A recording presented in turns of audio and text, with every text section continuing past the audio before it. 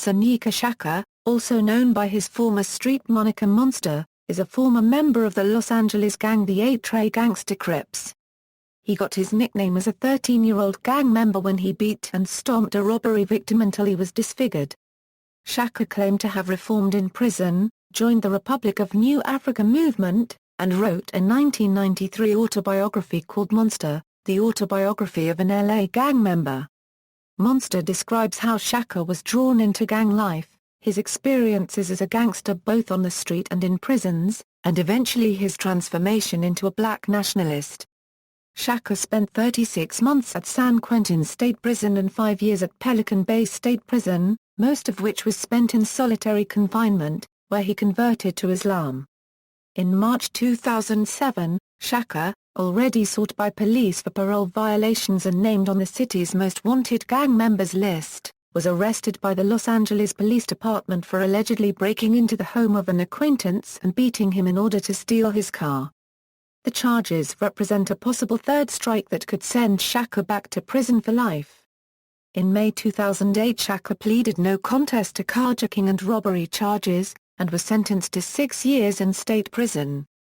Also in 2008, Shakur made his fiction debut with the publication of Tuglife. He was released from Pelican Bay after serving 2/3 of his 6-year sentence in August 2012. Early life: Cody DeJohn Scott was born in Los Angeles, California on November 13, 1963 to Ernest Scott and Birdie Canada, both from Houston, Texas. Cody was the fifth of 6 children, including 4 brothers and 2 sisters. Cody claims to be the son of former Los Angeles Rams running back Dick Bass, and that he was conceived during an adulterous affair that his mother was having with a football star, a claim for which there is no compelling evidence. Ernest Scott held a bitter resentment towards Birdie's affair and physically abused his wife regularly throughout Cody's early childhood. Ernest Scott physically and emotionally abused Cody, routinely beating him and showing deliberate favoritism towards his biological children over Cody, which included taking the other children out to dinners, movies and trips to his hometown of Houston and intentionally leaving Cody behind. In 1970, Ernest and Birdie Scott divorced, and for the next 5 years, Ernest Scott would visit the family on weekends but still openly displayed contempt for young Cody. In 1972, Birdie Scott moved her family into a house on W69th Street and Denker Avenue in a very rough and gang-infested neighborhood on the west side of south-central Los Angeles. According to Cody Scott, his first encounter with street gangs occurred at age 10 when he was assaulted by 2 13-year-olds who stole his money. Because Birdie Scott worked several jobs to support her large family as well as the neglect that he received from Ernest Scott, young Cody would often hang out on the streets of his new neighborhood. It was around this time that Cody began hanging around his neighbor Stanley Tookie Williams, leader of the West Side Crip street gang. In his autobiography Blue Rage, Black Redemption, Tookie Williams recalls the occasions where he and other adult members of the Crips would smoke PCP and lift weights at Williams' house.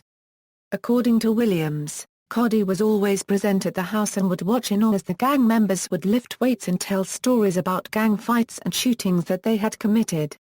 In the book, Williams also expressed his regret regarding his behavior around the impressionable young Cody, and held himself personally responsible for exposing Cody to drugs, as Cody himself would later become a frequent PCP user. Joining the Crips, in 1975 a member of the West Side Crips nicknamed Sidewinder formed a set called the Eight Tray Gangster Crips in Cody's neighborhood. Cody began hanging out with members of the ETGs, in particular a teenaged member of the gang nicknamed Trey Ball. In May 1975, 1 month before his 6th grade graduation from Raymond Avenue Elementary School, incorrect, Horace Mann hosted grades 7 to 9 during that time period. His age is consistent with a 6th grade elementary school graduation. Cody was suspended from school for flashing an ETG gang sign in the class of 1975 graduation photo. On the evening of June 15, 1975, the day of his 6th grade graduation, Cody was initiated into the ETGs. Cody was quoted into the gang. Cody and another gang member then hotwired a stolen car, after which Cody and several members of the ETGs, all armed with revolvers and shotguns, tracked down members of the Brim Street gang who had been hanging out in the Crips neighborhood. The ETGs opened fire on a group of approximately 15 Brims, shooting several of them. Coddy, armed with a sawed-off 12-gauge shotgun and instructed not to return to the car unless he used all 8 rounds of the weapon, shot several Brims gang members that evening. Disfiguring an older black man. As a new member of the Crips, Coddy was mentored in the ways of gangbanging by Trey Ball. In 1977, at age 13, Coddy and Trey Ball attempted to rob an older African-American man walking through their neighborhood. The man punched Coddy in the face and, after being physically restrained by Trey Ball when he attempted to run, Coddy kicked and stomped the man for approximately 20 minutes. Coddy's vicious attack left the man in a coma with his face permanently disfigured. According to Coddy, Crips present at the crime scene overheard police officers saying that whoever assaulted the man was a monster, and reported this back to Coddy. From that point on, other members of the ETGs referred to Coddy as Monster, and Coddy took the name as a street moniker. First arrest for shooting. Coddy's first arrest occurred in 1978 at age 14 after he shot at the employee of a fast food restaurant who had assaulted his younger brother, Kershawn, and later assaulted and pulled a gun on Coddy. Kershawn Scott later joined the Eight Trays and assumed the nickname Lil Monster.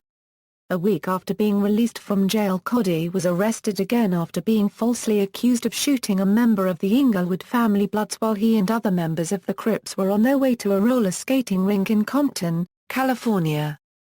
On February 14, 1979, Coddy was arrested for assault and grand theft auto and served 9 months at Camp Munns in Lake Hughes, California.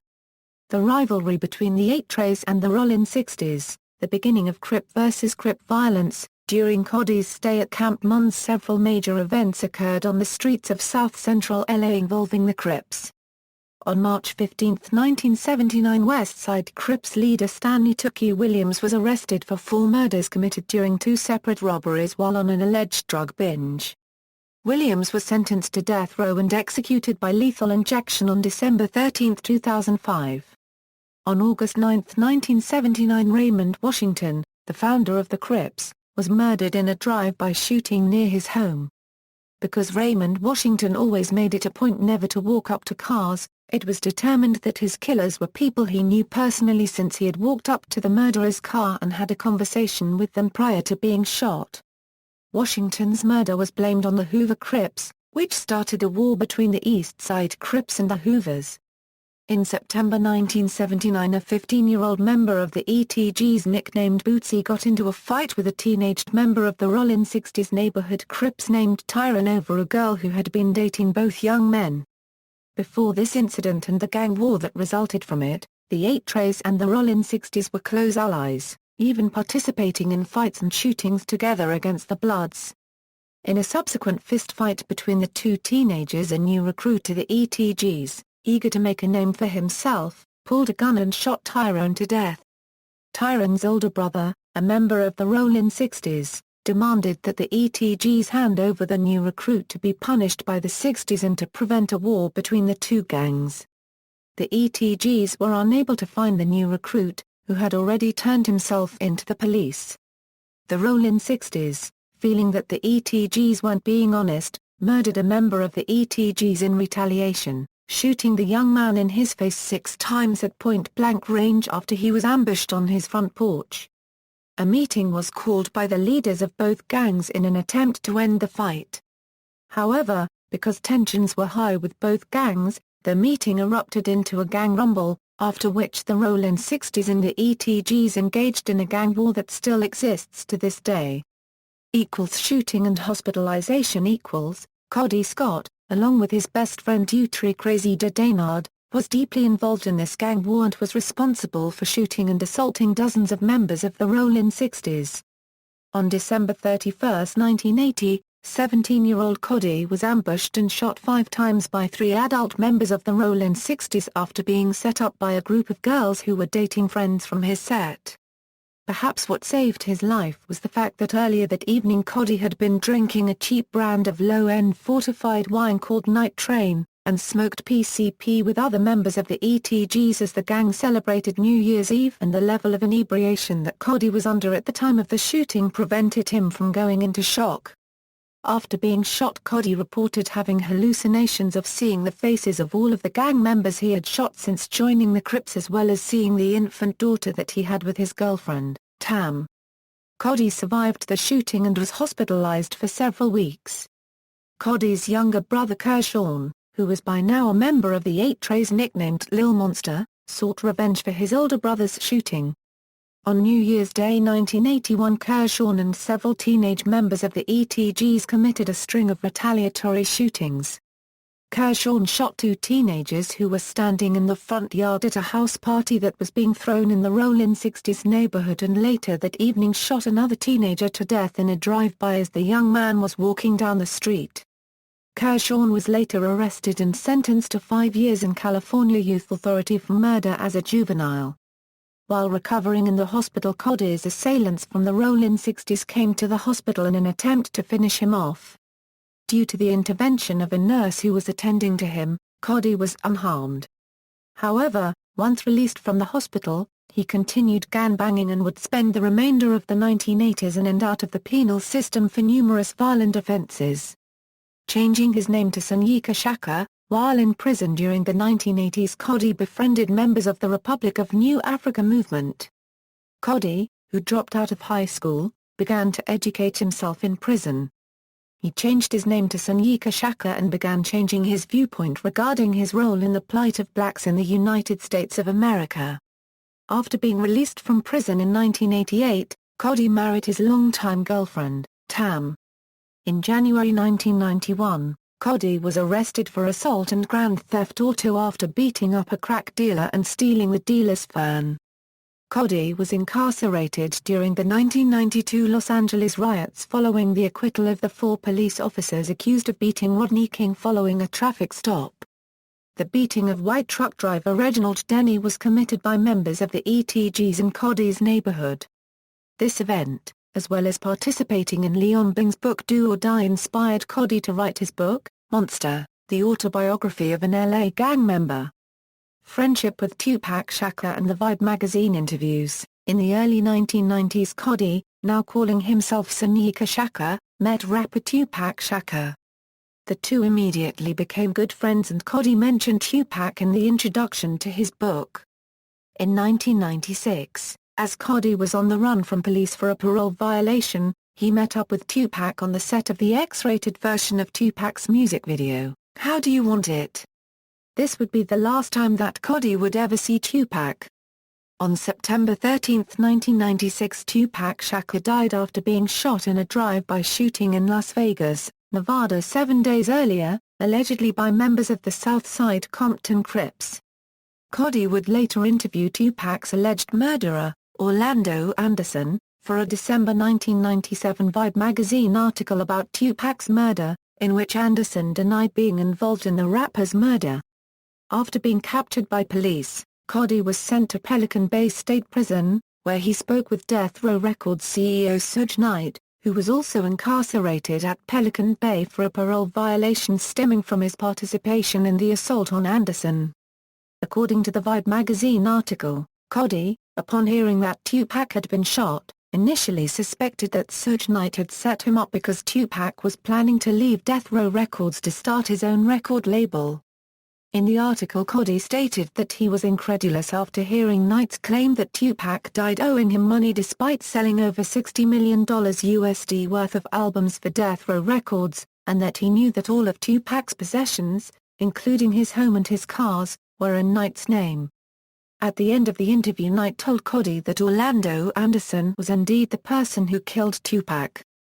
Orlando Anderson was killed on May 29, 1998 in an unrelated shooting. Since 2000, in March 2007, Shakur, already sought by police for parole violations and named on the city's most wanted gang members list, was arrested by the Los Angeles Police Department for allegedly breaking into the home of an acquaintance and beating him in order to steal his car. The charges represent a possible third strike that could send Shakur back to prison for life. In May 2008, Shakur pleaded no contest to carjacking and robbery charges, and was sentenced to 6 years in state prison. Also in 2008, Shakur made his fiction debut with the publication of Tuglife. He was released from Pelican Bay after serving 2/3 of his 6-year sentence in August 2012. In November 2013, Shakur published a book of essays titled Stand Up, Struggle Forward, New African Revolutionary Writings on Nation, Class, and Patriarchy. References. External links, https://www.youtube.com